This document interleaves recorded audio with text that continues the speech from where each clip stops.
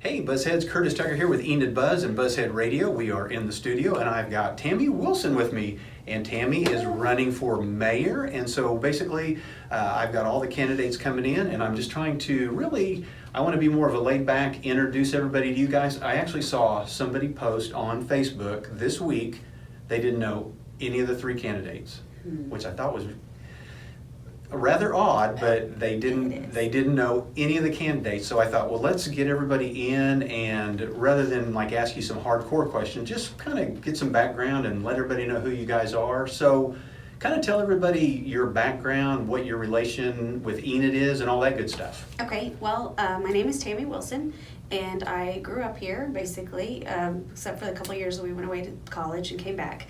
I have a husband and 4 kids that all live here, except one that's away at school in Alva. My relationship with the city, basically, is that about 15 or 16 years ago, I started doing the Downtown Halloween Festival.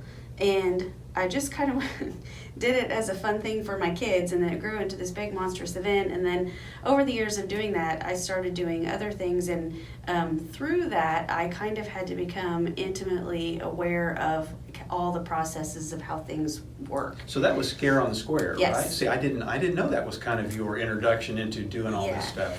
Yeah, so that was the first kind of just, hey, let's have a Halloween festival. And then it turned into Boy, this look where that went. big deal that we did for like 13 years. And so, yeah, it was, so because of that, you had to go through a bunch of different channels to plan something like that. And so that's where I really kind of learned about the processes of kind of how things work. And then through that, I just got to know more people, and I got to be more interested in kind of how all of it worked. And I was a political science major in college anyway. See, I didn't know that either. Yes. Okay. So I was part of the political society in high school, and I was a political science major in college when I was in school. And so I've always had an interest in government anyway.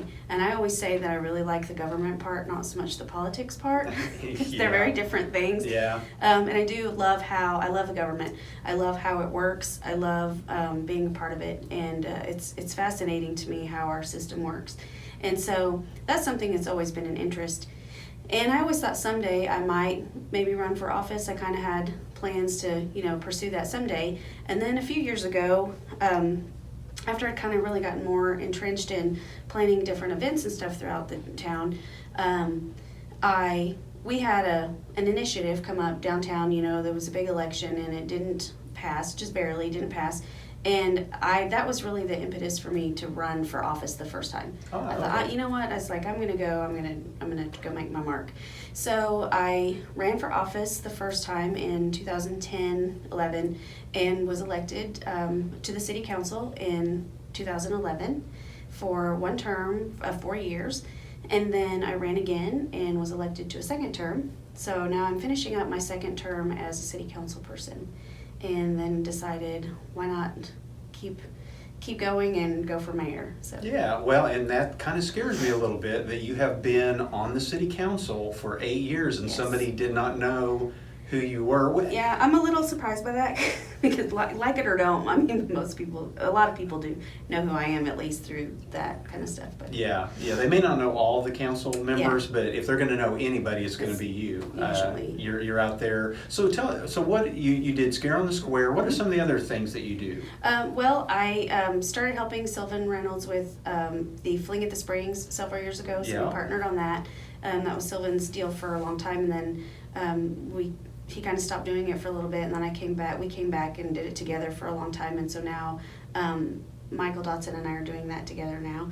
And then I do the Red Brick Road Food Truck and Art Festival. This will be the 5th year. Kind of a big thing. It is a big thing. This is our 5th year, and we have about 3,000 people that come through every year, and about 25 trucks now, and it just gets bigger every year. So I do that. I've done the Bacon Festival a couple of times. We've done, just over the years, several different kinds of just fun things over the years that I've put together, but those are some of the big ones, I think. The Scare on the Square, the Fling at the Springs, Bacon Festival, food trucks, and then lots of stuff in between. Yeah, I was going to say real quick, you're an author as well.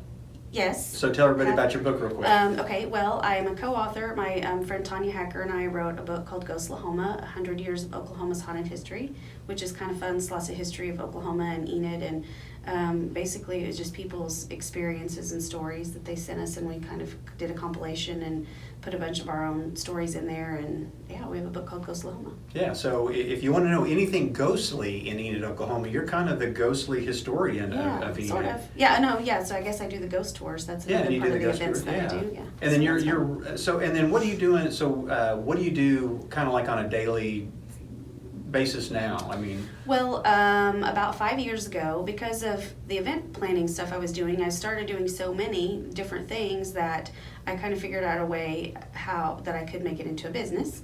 So I started the Enid Event Company, and now it has been in business a little over 5 years as a legitimate actual business. For a long time it was a hobby.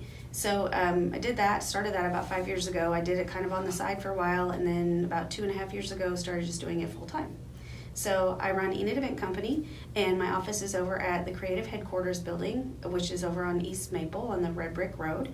And so basically, I do a lot of planning. I spend a lot of time researching other cities and what they do and different events, and kind of polling people around here to see what they like and what they want, and put things together and marketing and that kind of stuff. yeah, are those bugging you? Well, I think they're not on very well. I think they're got it. You're looking good. They slide off a little bit. Yeah. Okay. So if anybody is involved in our community, it's you. I'm you're very involved. You're very involved. Yeah, it's kind of my goal. The goal of the Enid Event Company is to bring the community together and bring people to our community. So, which I think is huge. yeah, so it's a big deal because we want people to come here and spend their money. Which is important which we'll get into, mayoral stuff, which is when people come here and spend their money, then that goes into our infrastructure and things like that, which is really important. And, bringing our community together is a big deal for me because I feel like people get more and more divided as the years go by and social media becomes more of a thing. Oh, yeah. And, I try to come up with ways for people to in real life spend time together that's fun, and plus I want also to showcase Enid because I grew up in Enid and you did too, and a time where everybody said, oh, there's nothing to do here, but I think you and I are both very much the same in that we just created our own fun. Well, and we knew there was also other things going on that maybe not everybody, because of the way marketing and advertising had changed, a lot of people weren't aware of a lot of the events going on. And so you and I it seemed like almost at the same time, started Facebook pages. Yeah. It was I Love Enid, and then I started Enid Buzz, and you and I at the same time we're reminding people of all these really cool things that actually happened in Enid that people just weren't aware of. Yeah, because some of us set out with a goal that we said, we're going to change that attitude that there's nothing to do here to there's always something to do here. And because there really is always stuff going on, but a lot of people, and still even, I don't think any of us have hit the magic button, for how you get everybody to know about everything, because they still say I didn't know about, and you have thousands of people on Enid Buzz, and all the time people still go, well, I never heard about it. Well, and I go, I don't know how else to tell you because we've put it everywhere. But the media has changed so much, the way people take it, and so it's almost, you almost have to, and one of the things I did when I ran the first time too is I just inserted myself into every single thing that was going on, and you do that too. You just show up at everything, and that's just how I guess that's kind of how and that's how you get to know other people, and that's how you just jump in. That's what I did anyway. Yeah. I mean, it's uncomfortable sometimes. You've got to go by yourself, or you don't know everybody, or you don't know anybody, but.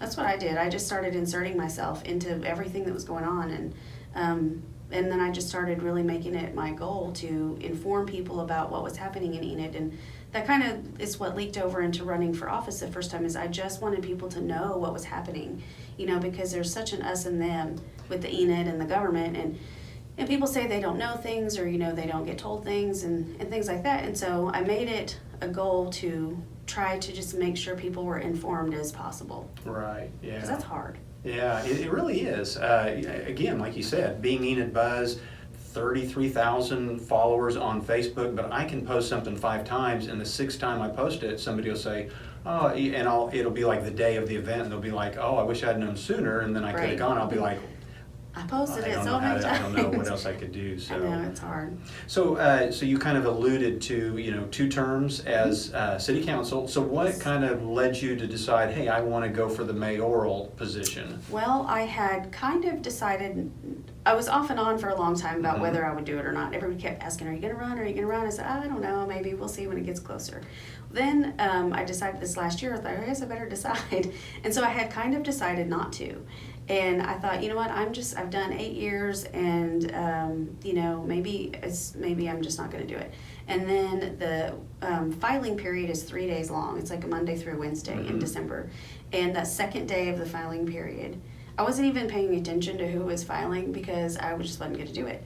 And I was approached by a friend, and we had a big long talk about it, and I was really inspired, and I thought, you know what, well, you know, I was encouraged and told, you know, you've got lots of support, and I think it would be, you know, a disservice if you didn't do it. And so I thought, well, that was really a, you know, big vote of confidence. And so I thought, well, we'll give it a shot. Yeah, well, I mean, like you say, if anybody, you know, of the three of you running is up to speed on everything going on, it would be you, because you've been on the council the longest. Yeah, so. and you know, and it's not that I didn't want to be. I do very much want to be the mayor, but I just wasn't sure. You know, I'd been there 8 years, and I thought, I don't really know how I'm, you know, going to be perceived or accepted. And then I thought, well, you know, I do have a lot of, you know, very big, passionate feelings about Enid.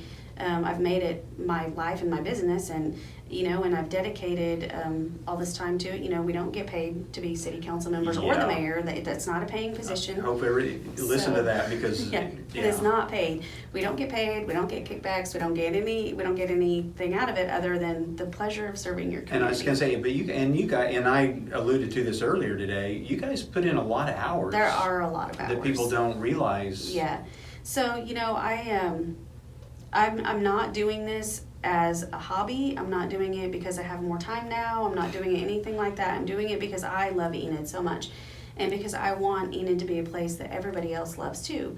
And you know, I'm very passionate about it, and I'm a little more aggressive maybe than some other people are, but I feel like we need somebody that is aggressive and that will keep pushing to finish the projects that we've started and keep pushing for, you know, things that we need. And I feel like I'm, you know, like I said, I've been there 8 years. I kind of have a lot of institutional knowledge about how we did things, why we did things, how we got there. I don't have any intention of going in and undoing all those 8 years of hard work that people did. And I know that there's some things that we need to finish that we started, and I want to see those through. And I think we need to be a little bit more aggressive to get those done. Okay, and that was my next thought. Is there any one specific thing, any one goal, anything that you would like to get accomplished in your 4 years if you were elected? Yeah, I want to get the Lahoma Courts thing done. That's that space over there across, you know, on Gary and Cleveland. And, you know, we started that, and it was, you know, real gung-ho at the beginning. In the last few years, it has kind of stagnated a little bit. We're going to, you know, one thing that is really hard to get across is that development takes a lot of time. It's not a fast process. It takes a lot of time. You go through several iterations of your plans and what you thought was going to work and what ends up really working. And so it takes a lot of time. It takes a lot, and also you want to make sure you get the right fit. We've had a lot of people approach us and say, hey, you know, I want to put in something on that corner, and we go, hey, no, not that thing, you know, and we can't really. Enid doesn't get to dictate who can't do business in Enid, but when it comes to certain areas of town, you know, we want to be, and you know, the city owns that property right now, and we do want to be selective in what goes in our major corridors. That's a very useful, easy to get to corner, and I just want to say, I've heard rumors of what could have gone there at one time, and I don't know whether it was true or not, but let me just say that in one way, what was going there was stopped, and if you all knew, you'd be very happy, because it would have been such a waste of space of a nice corner that needs to have retail, eating, grocery, something there where a lot of people can use it, and use it just all day long. You know? Right, and so, you know, sometimes it may look like, you know, none of this is saying we're not working on it. We have been working on it this entire time. But we are trying to be careful about what goes there, because we want it to be the best use of the community. And like you said, you know, retail, eating, all of those kind of things, that's what needs to be on that corner, and it needs to be something that the people really want and will love. And so we're trying to be, you know, very mindful about what goes in those spots. Yeah, and you That's had a big one. Yeah, well, and you had alluded earlier. What do you have any ideas that you personally, as mayor, could do to bring the community and the government closer together, and so we would all feel like we were on the same side? I like you said earlier, I think because of social media, even you know, our government and you know, Congress and you know, U.S. government, it just feels like we're all so divided now. Is there anything that you have ideas on? I don't know. You know, it's so hard because everybody that runs for office, the very first thing they say is, "I'm going to have more town hall meetings." And I've had a town hall meeting. I've had a couple, and you know, I've hosted them and I've been to them. And you know, I think when we did the big one on the park plan a few years ago, you only had 59 or 69 people show up. Wow, that surprises me that you had that many. Yeah, and that's the biggest one, because then we had, you know, we've had lots of public open meetings at the city where we've said, hey, please come give your input on the sign ordinance, or hey, come give your input on the public transit system or whatever. And you know, we might have 6 people show up and 4 of us might be council people. So it's kind of hard to get people to come to that stuff. And so the park thing was a little bit, you know, that one had a lot of publicity, I guess, and so we had more people come to that. But town halls can be productive or they cannot be, so it's hard to tell, you know, because it just depends on how well they're moderated, because they can turn into just people coming and yelling at you, which is not productive and doesn't really serve the purpose. So I mean, I think town hall meetings are important for sure. You know, I've tried, you know, I came in and I thought, I'm gonna bridge this gap. And you know, so social media is a big part of it, and by putting yourself out there and being that person that tries to answer all the questions and tries to inform everybody, it doesn't always go in your favor. And I mean, you've seen that happen. Oh, yeah. And so that doesn't always go in my favor, but I feel like I have to keep doing it because even though people might not perceive what I'm doing, because I'm doing it from a place of trying to tell people what's happening and giving them the information that they have. And they don't have to take it from me. They can double check it. I mean, I would never tell somebody something they couldn't go back up from somewhere else. So if you don't like me, that's cool. Check it out with somebody else. But I come from a place of just trying to inform people. But you know, sometimes that makes me a target, and you know, it's easy for people to jump on me, and you know, and that's just part of it. And it's you know, got to have a pretty thick skin to do that. But so you can choose to not say anything, which to me keeps the divide wider, or you can try to say stuff. And the thing is, even though the people, you know, it may go south sometimes, I've had a lot more people come to me and say, hey, I read what you wrote and I didn't know anything about that. I'm glad you said that. And they just don't comment. Right, they don't comment as much, you know, and it's definitely not as loud. But so I don't say things to try to persuade people to change their mind or their opinion. I say things so that other people maybe will see it and get the information they need to move forward. Well, I think if you were to become mayor, it just popped into my head, what you're going to need is a Tammy Wilson Mayor FAQ page. And then you literally, all these questions that I see you answering over and over and over again on social media, just build you a page and put that question in there with your answer, maybe a couple links to facts where people can go and find the documents. Then you're done. You just keep sending people to that page, because and it's the same way with me. They'll ask me something and they'll disagree with me, and I'm like, I don't know what to tell you. I'm telling you the facts, right, but you're choosing not to believe me, and then it just goes on and on and on. And sometimes when you state things and you're trying to state things in a factual manner and trying to be objective, it comes across maybe not very warm. Or, you know, I have been told that it doesn't always come across very warm or very friendly, and it's not meant to be in an unfriendly manner. But I just try to keep emotions out of it, because I try to keep it factual. Because I mean, God knows I have lots of emotions and feelings and opinions about things, and anybody that knows me knows that. But I try to, when I say things in a very factual reporter type way, I'm just trying to get the facts across.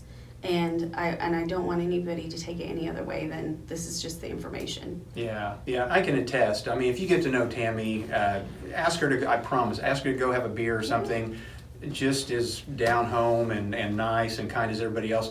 And what I've noticed on social media is you can't read somebody's expression No, that's hard. when they're answering a question. And so even though they might have a huge smile on their face, but the way that they answer the question may come off as snooty, or, and I'm not talking about you, I'm just talking about anybody in general. Even text messages I get, and if you can't physically see the person, sometimes you take it wrong. Yeah, and if you don't know the person, I mean, that makes it hard. And so a lot of people that I interact with don't know me and haven't met me. I am sarcastic and snarky and all of those things, but I joke around a lot. Yeah. And so a lot of the stuff I'm saying is kind of joking, but it doesn't always translate well. And I know that, and I try to not do that. So then when I try not to do that, it comes across as maybe just too cold, and then I don't know. Yeah, well, and that's it's why hard, it's just a hard place. Right, You can't win. That's why I wanted to do these interviews where I just want people to get to know you guys. Mm-hmm. My goal is to get more people out to vote for this mayoral election than the last one. There's really nothing else on the ballot, I don't think, except maybe Ward 5. Yeah, there's a couple of, because I think the other commission spots were not opposed. There was no opposed, so it's really just Ward 5 and Mayor. Yeah. And so it's, we're expecting a low turnout. February 12th is going to be the election, but it doesn't have to be. It doesn't, and it shouldn't be. It shouldn't be, because this is It's your town. If we elect the right person to be mayor that just has a lot of energy and can go out and bring new businesses to town, that can get the community and the government to work together, everybody's on one side. I mean, it could really improve everything around town. Yeah. And so it is an important election, and so I want everybody to meet all the candidates, to pick the right person. Then whoever we elect, even if your candidate doesn't win, Support them. Let's all get behind the candidate that does win, and let's make Enid, the best city in Oklahoma. Yeah. I mean, there's just no reason not to. I agree, and something I say a lot is people, I'm always pushing for progress and economic development, all these big things, and people say, oh, well, you're just trying to make Enid like Oklahoma City or like Tulsa, and I don't in any way want that to happen, because I love Enid because it's not those things. Yeah. That's why we live here, because it's this city with, bigger city amenities, but it has a small town feeling, and that's why we love it here, and that's why we live here and want our kids to be here and be happy. But I always say you can grow up without growing out. You can mature and become better without getting bigger, which is really all I want to do. I want to see us, we have a lot of potential, and I want to see us recognize our potential, because we don't have to be mediocre. We can be awesome. Well, all the resources that we have, we've got 2 universities, we've got a VOTEC, we've got an Air Force base, we've got things that any city in an airport, a lot of cities in Oklahoma don't have the resources that we have, and so I think if somebody could tap into all those and bring them all together and figure out a way of using them all, Enid could just soar without growing into Tulsa or Oklahoma City. Yeah, absolutely. And we have 2 industrial parks. We have a lot of resources we can use.